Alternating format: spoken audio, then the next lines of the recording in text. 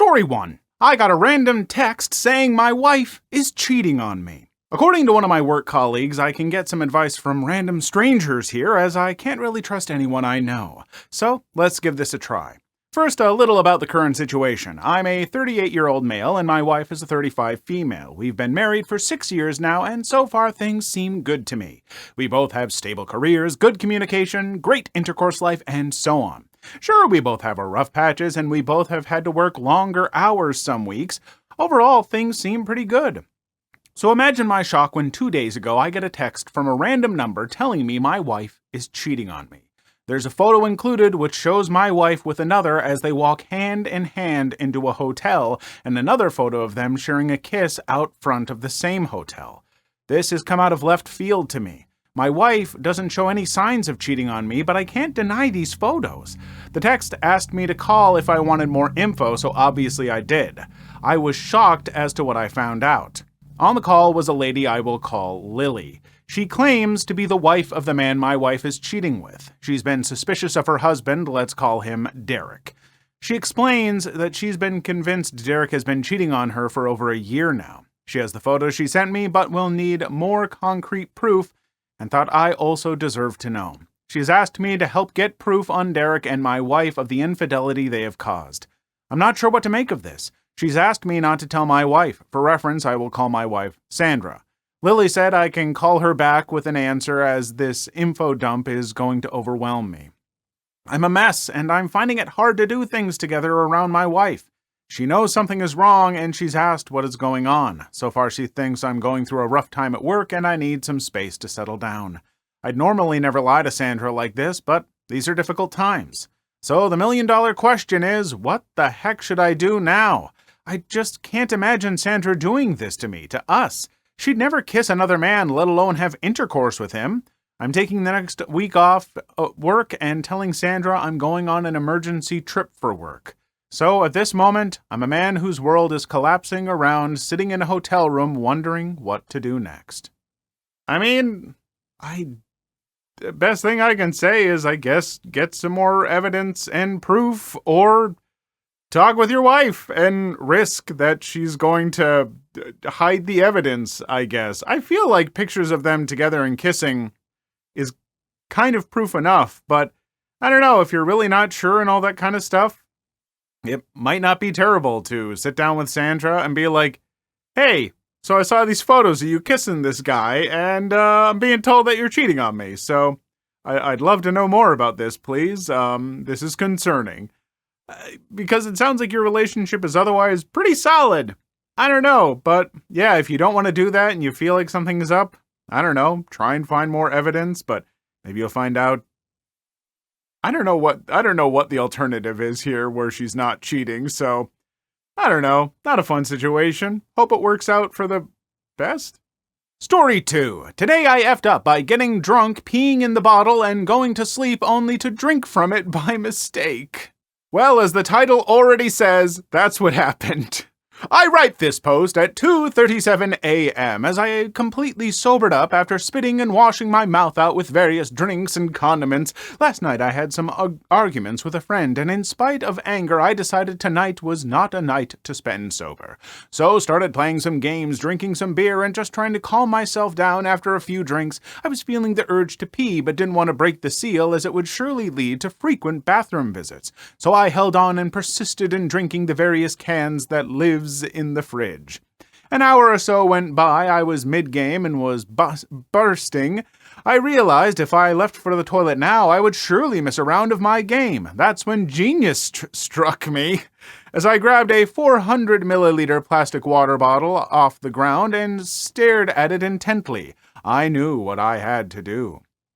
I ensured I would die quickly in the following round so I could do the deed, and do it I did. Unfortunately, as I watched the level slowly rise to the top, panic set in. I tried my hardest to pull back in the stream and stop peeing, but it was all for naught. It would stop for a few seconds and then uncontrollably come back out.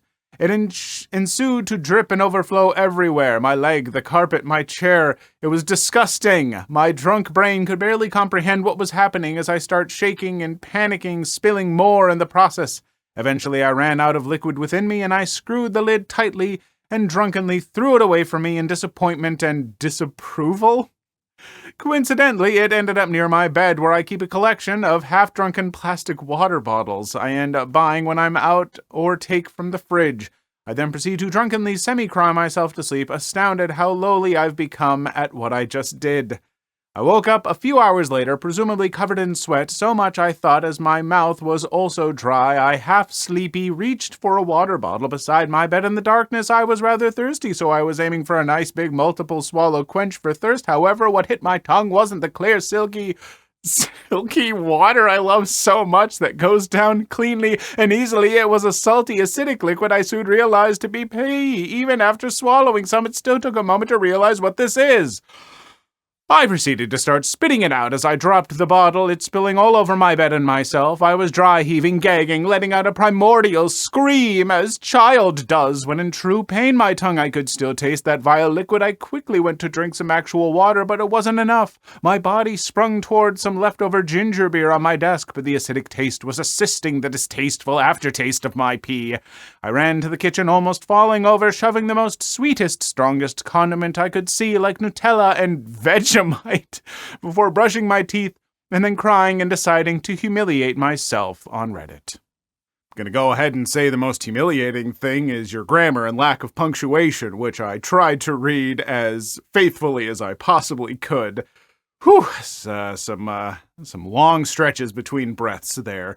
All right. You drank pee. I don't know, like, it's gross. Honestly, the thing that's grosser is you, like, peeing in a bottle to the point of overflowing instead of just going to the toilet. Don't just sit at your desk and pee in a bottle. Get up, go to the toilet, and don't leave a bunch of half-drunk water bottles by your bed and everything.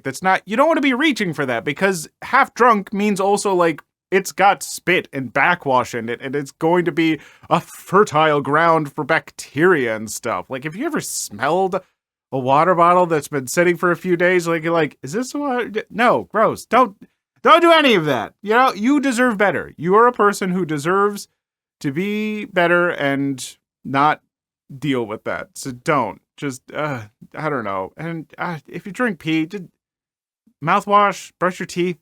Gross, but I mean, he's sterile. It's not the worst thing in the world, but don't. Hey folks, this story is going to contain some talk about miscarriage and stuff, and so if that's something that you're not totally comfortable with, feel free to scroll to the time code on screen to skip this story. Story 3. My mother-in-law acted like my miscarriage was an inconvenience to her and told me it was my fault. So, my mother-in-law and I have always had a strange relationship since the very beginning. When I first met her, she told me that I had big shoes to fill, referencing my husband's and at the time boyfriend's ex-girlfriend.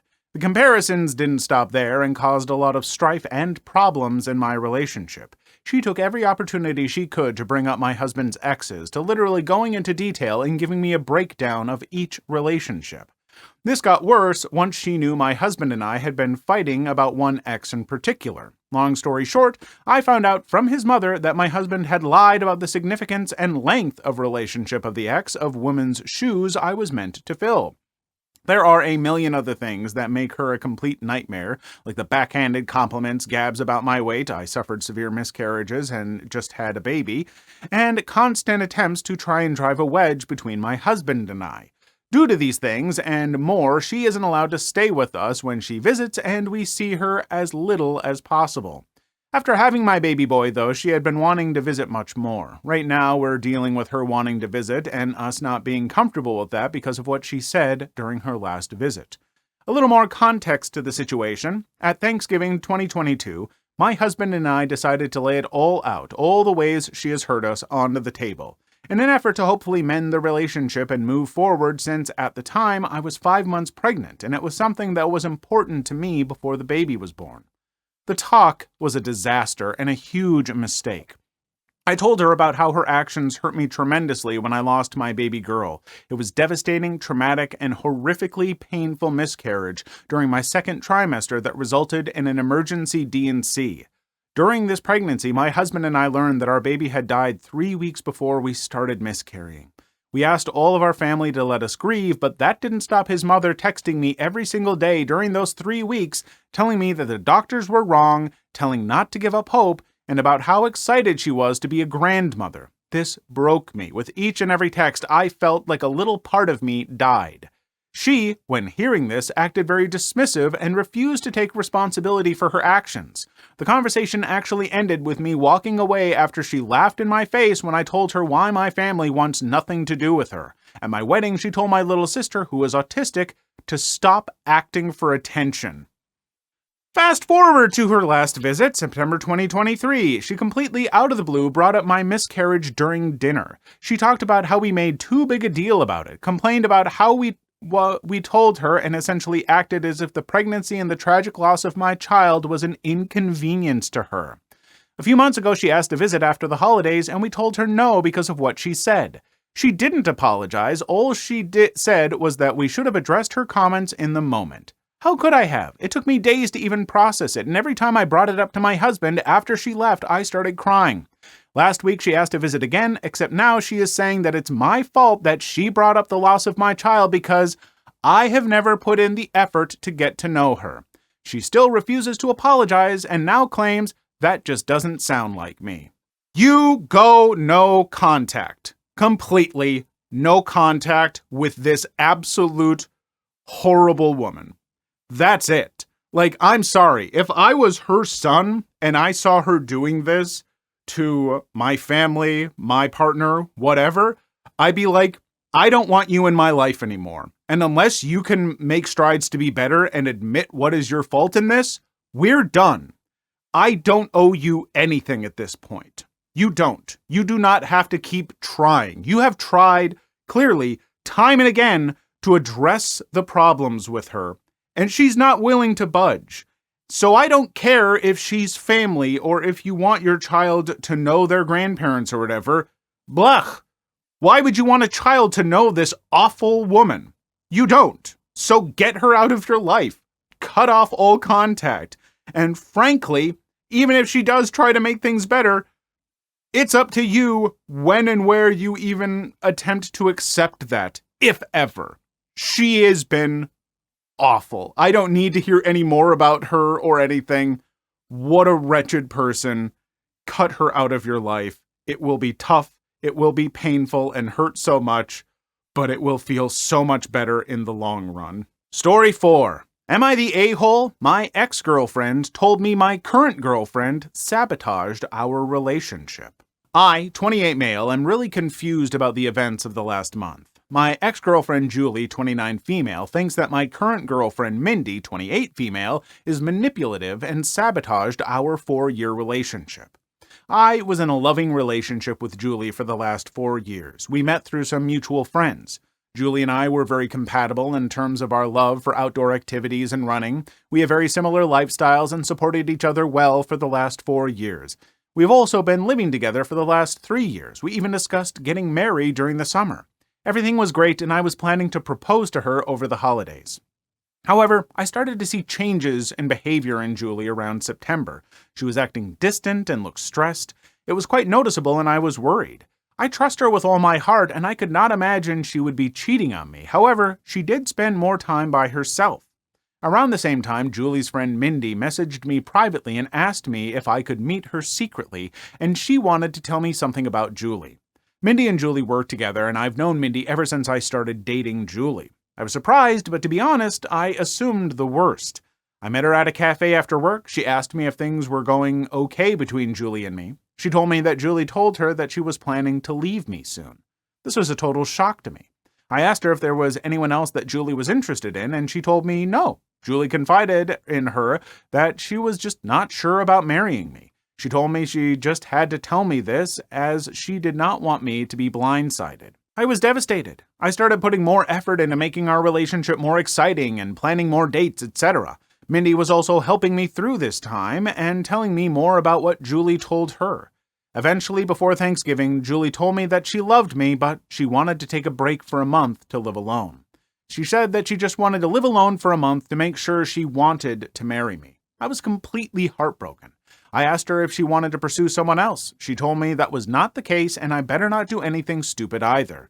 She loves me with all her heart, but she just wants to stay away from me to make sure that she's marrying me for love and not because she's used to being with me. I did not understand that at all. I told her that if she's not sure after 4 years if she wants to marry me, then maybe we should just break up. We had a big fight and broke up after a few days. As our lease was ending, we decided to part ways in December. She got a new apartment, and I kept our old apartment and just took her name off the lease.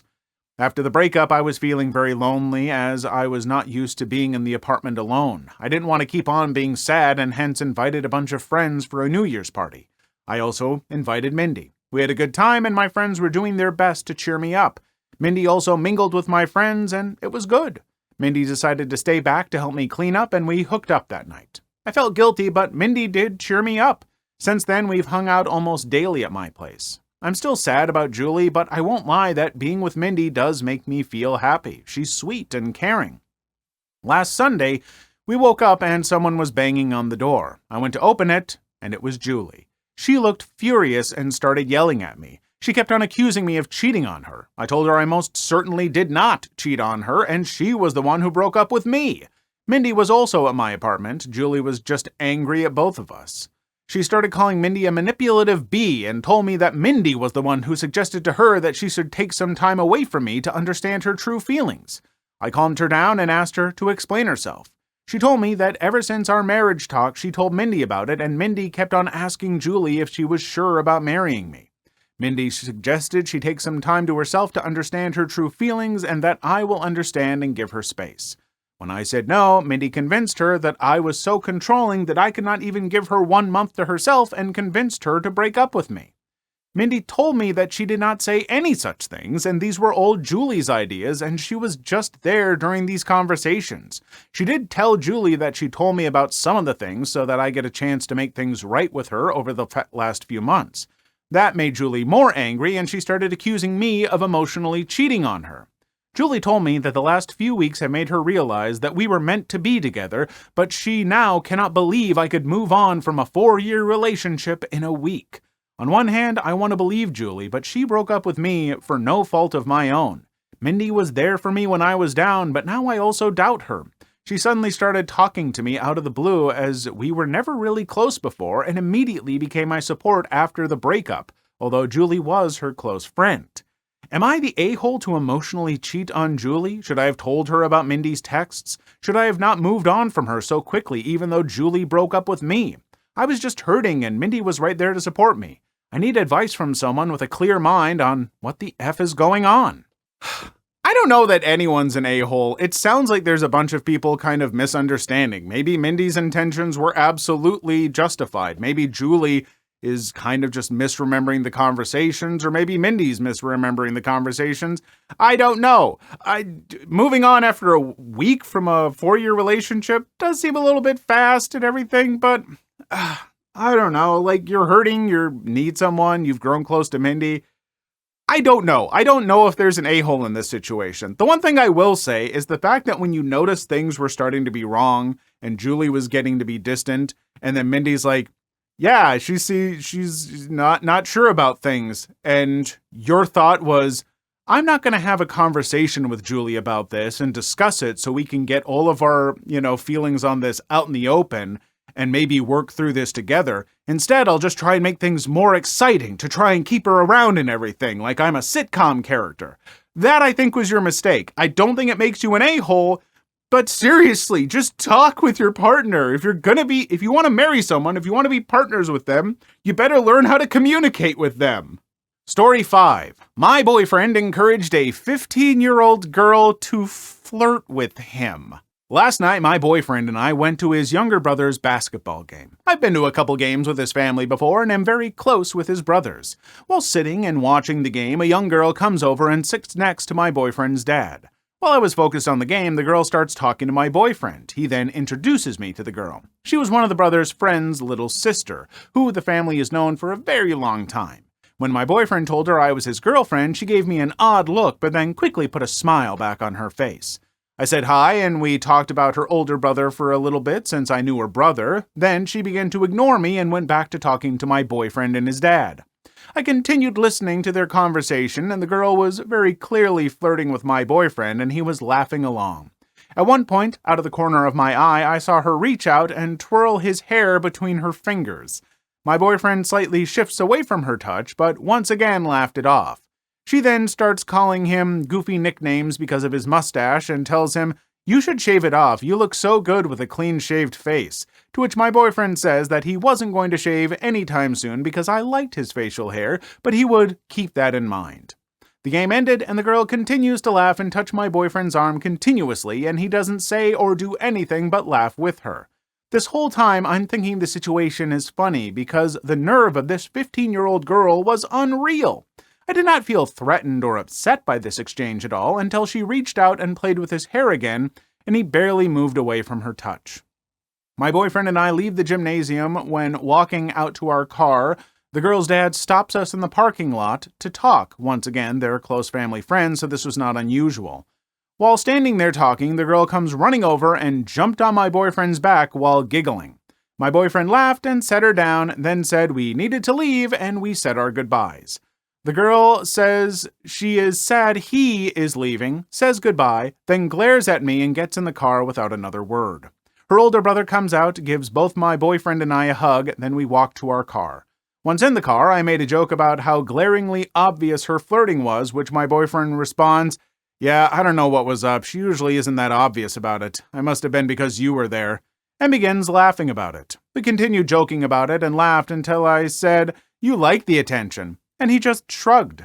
I turned to him and asked him if he liked the attention of the girl. He said no, she's only 15, and I responded, "Then why did you keep egging it on the whole game?" And he just shrugged again. This made me very uncomfortable. When we got home, he apologized and said that he doesn't enjoy the affection, and if he had the choice, he would choose to not have her flirt with him because they're family friends and he doesn't want to be rude to her.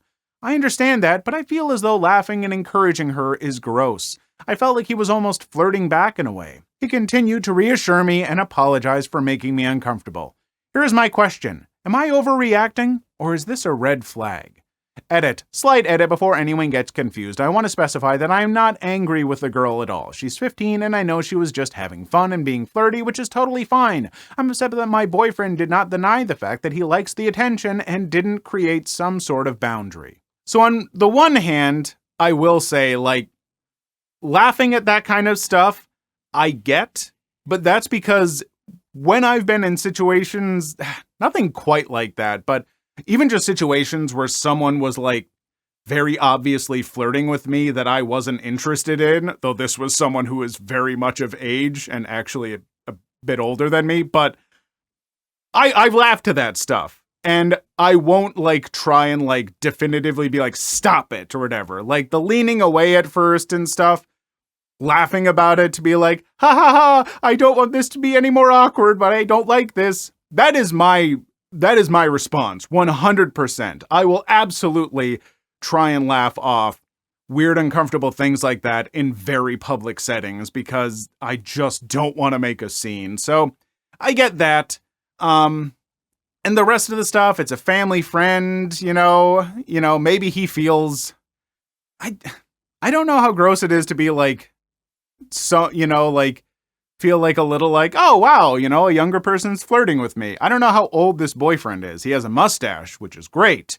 But is he, I don't know. I would not be happy, though. If a family friend, if a 15-year-old was doing that, I would probably privately go and talk to her dad and be can you please tell her not to do this? It's very uncomfortable for me. Please say something. Don't tell her I said anything, but please make it stop. So I don't know if it's a red flag or not. I wasn't there. I don't know exactly how he's reacting, but maybe he's just an awkward goober, or maybe not. Please leave your story in the comments. I would love to make a video on them in the future. Also, don't forget to like and subscribe.